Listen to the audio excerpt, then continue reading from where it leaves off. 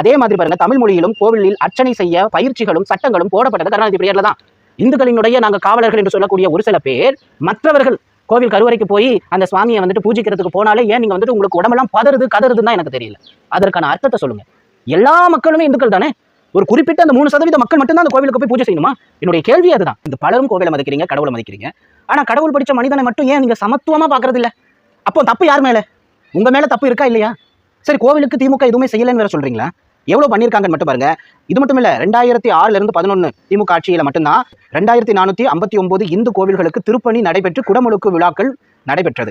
ஆசியாவிலே பெரிய தேரான திருவாரூர் தியாகராஜர் கோவில் தேரோட்டத்தை 1948 ஆண்டோடு நின்றுவிட்டது. அதை பழுது பார்த்து புறணமைத்து 1970 ஆண்டில் 25 ஆண்டுகளுக்கு பின் மீண்டும் அந்த தேரோட்டத்தை நடத்தியவரை கருணாநிதி தான். தயவு செஞ்சு யாராவது அவரை ஏதாவது தவறா பேசியிருந்தா போய் எங்கேயாச்சும் முட்டிக்கங்க. நான் யாரை சொல்றேன் அப்படின்னு அவங்களுக்கு புரியும், உங்களுக்கு புரியாது. 1960